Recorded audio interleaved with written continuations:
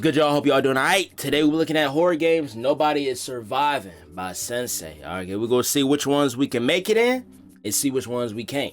Knowing me and my body, I'm making all of them. Horror games. Games that some love and some hate. Games that cause nightmares and raise your heart rate. Games where your sole purpose is to survive.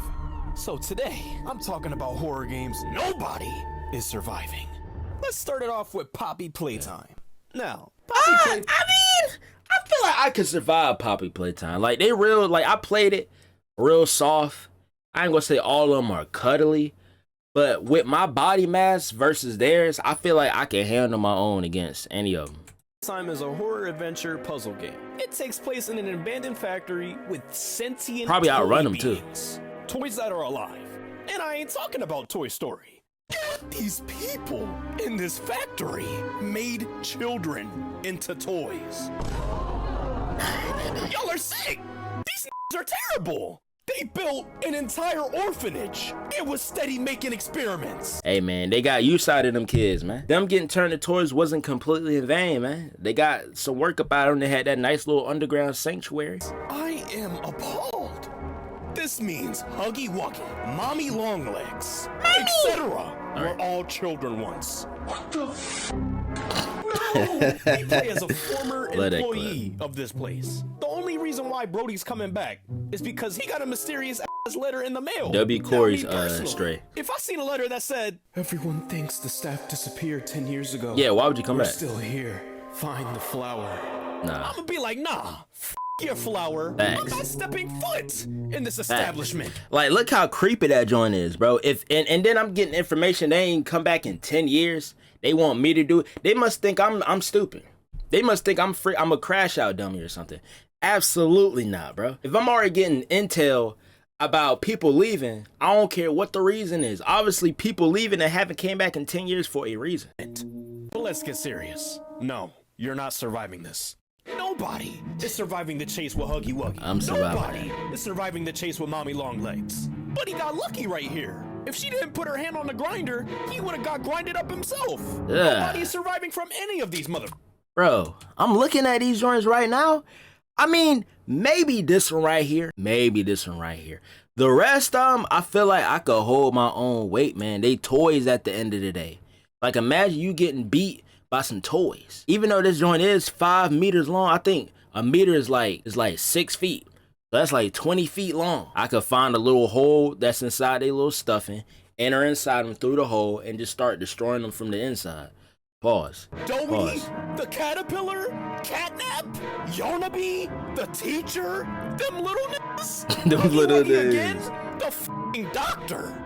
And don't get me started on the hour of joy. If you are an employee during that hour, you're dead. The hour of joy is basically all of the toys, all of the experiments rising up and killing everybody in the... Okay, now if it's all of them at one time, obviously I can't do that.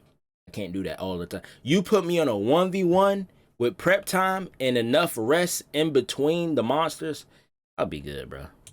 Like, I refuse to lose to some toy. Like, imagine you losing to a toy, bro. You lose to a toy called Huggy Wuggy, Mommy Longlegs. I might as well, that's like me losing to a woman. Like, come on, bro, I'm not letting that happen. Factory. Yeah, you're not surviving that. I refuse. Just like in the horror characters video. I'm not cooking, I'm booking. Next up, we have Five Nights at Freddy's. Now, Five Nights at Freddy's is an indie point-and-click horror game where your entire goal is... God dang, he's sweating.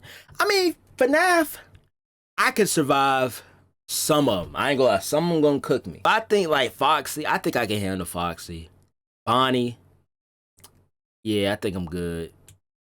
Freddy, from animatronics that come to life. And might I add, these animatronics are possessed by missing children. Yeah, this would be a tougher fight for sure. In the first 3 games, we play as a night guard. And our job as the night guard is to make sure everything's good. We make sure the animatronics don't get into the office and cause chaos. No, Wanda. But if they do somehow make it into the office, that's where it gets dark. You see, these animatronics, when they look at you, They think you're a bare endoskeleton without its costume on. Ew, that don't do So look you know scary. what that means. They're gonna stuff you into a suit. Like, that's high-key assault. Now, I ain't gonna lie. FNAF 3 animatronics, I would be scared, and it would probably knock the fight out of me, the will to, like, fight back. So they'll probably get me. Once you get into 4, anything past 3, I don't know. I feel like the animatronics of FNAF, you have to set the tone early. Like, you have to assert dominance immediately. So that means you gotta bend one of them over and back shot them to assert that dominance, so the other ones can know you not nothing to play with. You might have to do that though. So yeah, in terms of the first game, you're not surviving that. With Bonnie and Chica at your doors, Foxy running down the hallway, Freddy at the right, and Golden Freddy. Not to mention the power situation. Yeah, bro, just put the fries in the bag. Nah, the first one good. It's worse each game. In FNAF 2, you go against the toy animatronics and the old ones. To defend yourself, they give you a flashlight and they give you a Freddy head mask. 2 gonna be and tough. When you put on that mask, they think you're an animatronic. But the moment you take Nah, that 2 is off, hard. 2 is hard. you're dead. But some of them animatronics aren't fools. I gotta be on Like point. Foxy, you gotta constantly flash him at the end of the hallway. Yo. And then on top of that, you have to make sure the music box is wound up. Bro, I If it's not, hated that joint. then the puppet's coming after you. You might as well open a gate to heaven right now. Yeah, you're not surviving Yeah. Damn. And then to make things even worse, Yeah, that was- some of these mother. Nah. Yeah, some of these, the puppet would scare me. Like, imagine you put on a mask, you take it off, and that joint just jump right in front of you. I ain't gonna lie. My soul will leave my body. I get cooked. Go through the vents. And don't even get me started about FNAF 3. FNAF 3, you go against the Phantom animatronics. Oh, man. And I'm Springtrap. gonna literally start Springtrap tweaking. ain't trying to put you in a suit. He trying to put you in the grave. Mind you, this is the guy that killed those kids and stuffed them into the suits. Crazy. And might I add, these animatronics are possessed by missing children. Gotta have a weapon on you. Yeah, he's the main culprit. The hell no! To defend yourself, they give you an audio device. You can play the audio in any camera you want, and that draws Springtrap to that area. And when you move to the left, they give you a control panel where you have to reboot ventilation, camera I hate system, FNAF 3. and the audio device. If you use the audio device too many times, you Hate gotta it. reboot. If you're on the cameras for too long, gotta reboot. And when you gotta breathe, Reboot. you gotta recode that ventilation. Yep. And then to end it off, you have vent cameras to see where Springtrap's gonna be. And you can also close doors to seal that man in there. Now, since I explained everything, do you think you can survive this? Hell no, you're not surviving any of these. Yes. With the weapon. With the weapon, I'll be good. Something that can neutralize and take the animatronics down, I can do that. No weapons? Yeah, I'm good as cooked. Yes, it's about over. Games. Well, dang. With the Phantom animatronics, they're meant to throw you off. They're hallucinations. And then Springtrap. He's literally a killer. He's Yeah. the purple guy. Kratos said it best. So what do you say? No. But FNAF 4, holy hell, you're not surviving. Out of Yeah, no. all the games, this one is easily the most terrifying. Yeah. In this one, you play as a 5, 6, 7-year-old in a bedroom against the nightmare animatronics. These terrifying. Like these joints just give off murder. Like the aura off these joints is kind of crazy. You 6'7", you open your door, you flash a light, and this joint pop up in front of you, literally right here. You're done. Even me pushing 30, I'm cooked. Like, look at the teeth. Look at the row of teeth. You're not surviving that, man. You ain't. Behemoths. Hell no, you're not surviving this one. Nah. As a 5, 7-year-old doing this? No! And then don't even get me This is started going on on. sister location. Hell no. I Next up, we have remember Sister Fears to Fathom. Fears to Fathom is an episodic psychological horror game where each episode unveils a short story narrated by the ones who survived. Mind you, these episodes is a crazy are based thing. off of real stories. Real! Is this serious? Okay. And so today, we're gonna be talking about Ironbark Lookout. Now, during Ironbark Lookout, That's the you one with the play as cold, this right? guy named Jack Nelson. He's a fire lookout. Basically somebody situated in an outpost who reports on wildfire. That'll be fine. He's transferred to a new outpost in Ironbark State Park. But he can't shake the feeling something's up. Something's afoot. Off. That's We start the game with Buddy driving in his RV. He's like, I'm home. But I mean, if I'm there, I'd imagine if I already got a flare gun, I'd imagine I'd have a real gun too. And even with Fears and Fathom, they're nothing but humans. These not no supernatural entities, right? So these regular schmegglers. So me going against them, that's an easy little clip. Special the weapon. I'm super good. I'm sure I got a hunter's knife. I'm in the freaking woods. It's easy. And stops by a local diner. And while he's at the diner, he starts talking to some of the locals.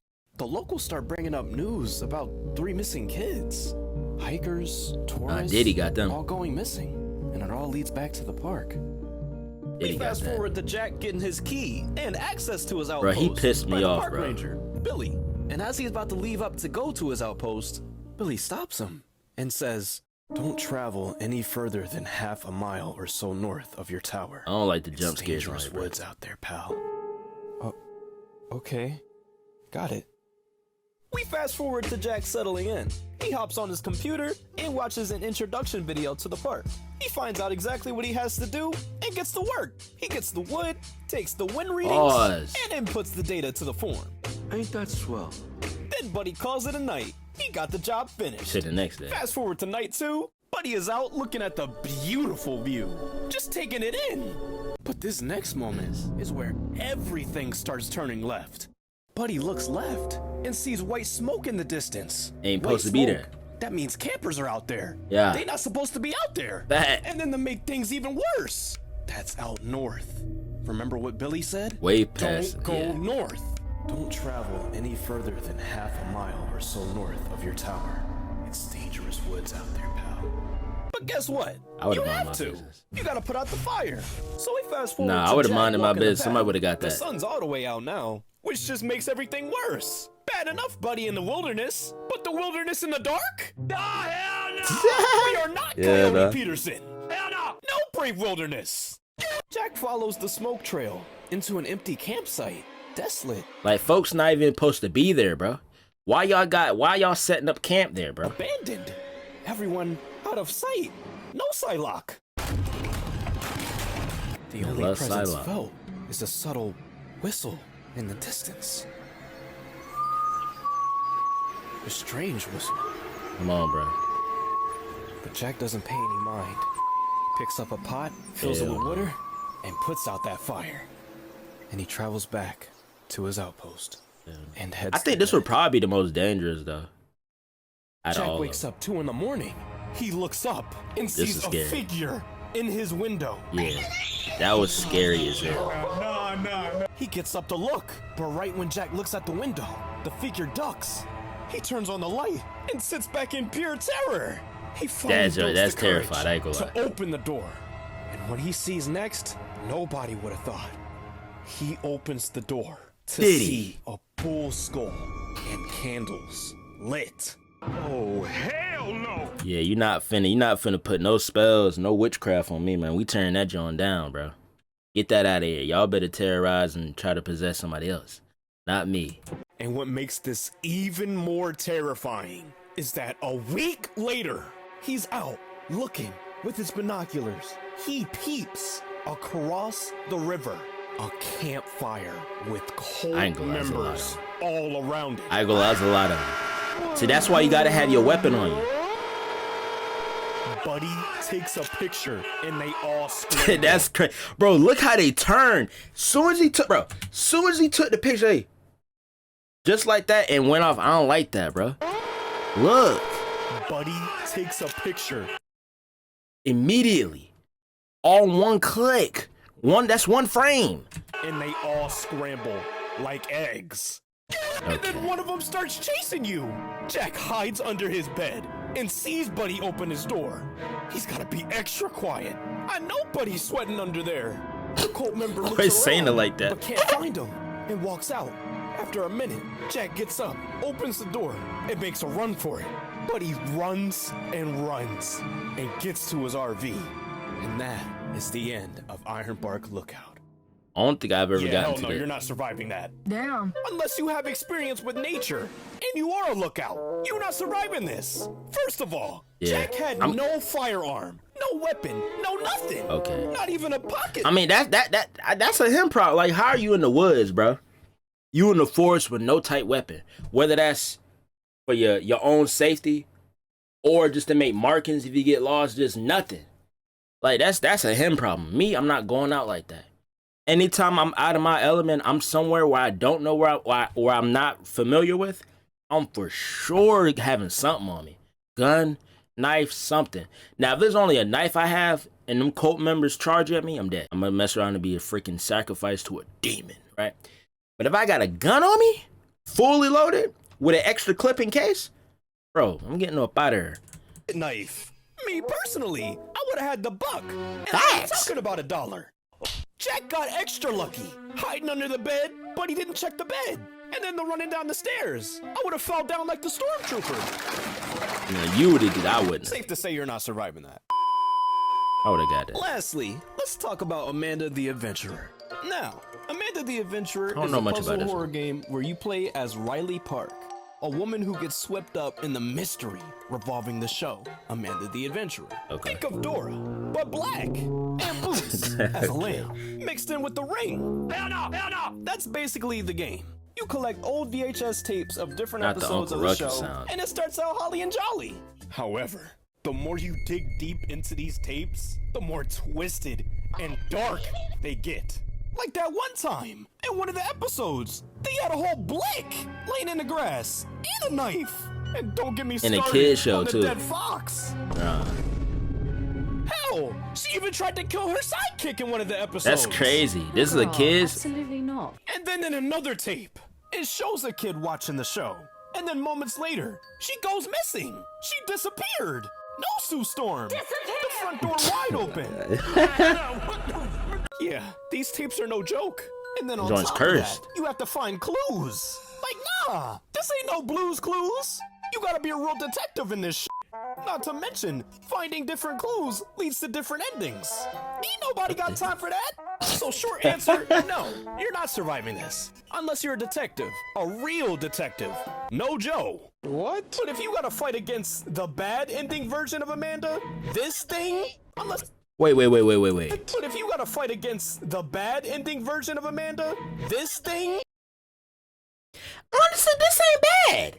This is not bad, honestly. Because I feel like with this creature, this monstrosity that I'm looking at, this joint is so flimsy and bony to where I could get a nice little sweep, have it fall to the side, and then if I can contain, like hold down his arms or something, that's easy. All right, that's it. Horror games, nobody is surviving. I think with certain circumstances, I could survive this. FNAF 1, I think I'm good one-on-one. FNAF 2, it's gonna be a little harder, but if I'm lucky, I can do it. 3 and up, might as well. I'm gonna go ahead and send myself to the slaughter. It's over. Amanda the Adventure, I think I can handle that. Even though that joint was fast, I think I can handle that. If that's the only thing in that game that's a monster like that. Boom. Freaking Fears of Fathom, that's easy. But that's gonna be it. Hope y'all enjoyed it. You know what to do.